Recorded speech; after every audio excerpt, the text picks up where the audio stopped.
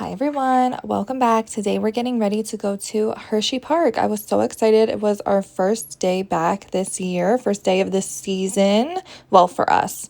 So we're jumping right in with primer, and then after primer, you know it's so important on park days to use my SPF, so I'm actually doubling up today. I'm going in first with this e.l.f. Sun Touchable Glow, and I love this. It really does give you such a nice glow. It doesn't necessarily like even out your skin tone or anything like that, but it's such a good base for the summer. Sometimes I'll even just wear this in the summertime, you know, to protect the skin. And now we're going in with the Tower 28 tinted moisturizer or tinted sunscreen, I guess it would be. And this has SPF 30, which is so freaking good.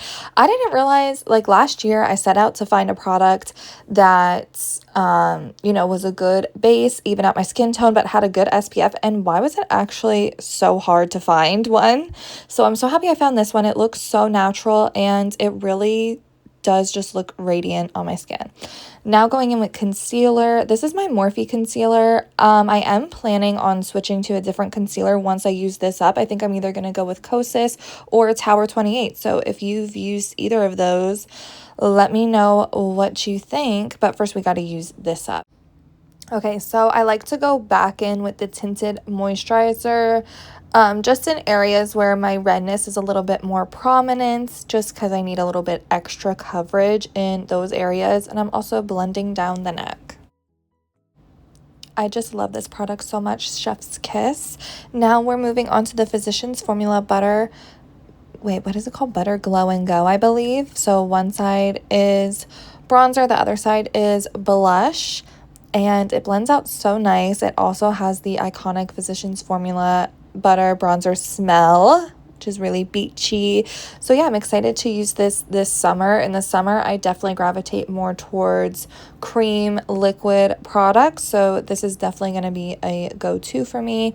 And the blush is a really pretty pink and it looks really natural.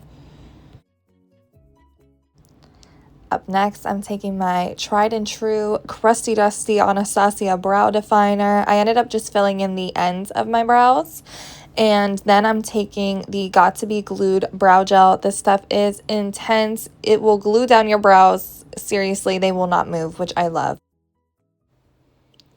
Up next, I'm taking my Kosas setting powder, and I'm just setting all of the areas except my under eyes just to help lock everything into place. But we're going to bake the under eyes using my Morphe baking powder. It's in the shade Brightening Pink. And I like to use this when I'm doing like colorful, more intense eyeshadow just to catch any fallout. These are all my ColourPop palettes, girl. I have put myself on kind of a spending freeze from buying new eyeshadow palettes because I'm like, girl, you need to lock in and use up these eyeshadow palettes. So that is what we're doing. And I also miss doing like really colorful, fun eyeshadow. So I'm getting back into that. So be prepared to be sick of me and my Get Ready With Me's. Make sure you're following me on Instagram to see what kind of eyeshadow looks I am creating.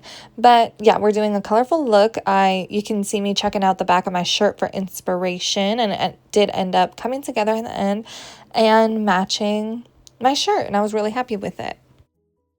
Okay, now I'm going to show y'all what I do when I have eyeshadow fallout like this, which is pretty common when you're working with colorful pigmented shades.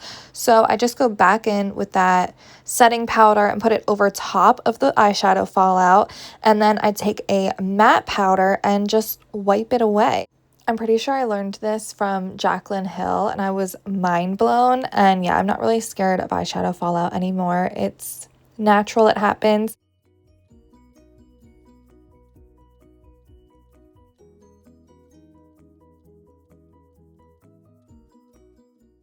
Since I was doing a fun and colorful look, I decided to use my blue mascara. I have gotten a lot of use out of this, surprisingly. And then I'm also going in with this little ColourPop New Moon lip kit, but I felt like it was a little bit too intense, so I took this lighter color from NYX, put it over top just to kind of lighten it up.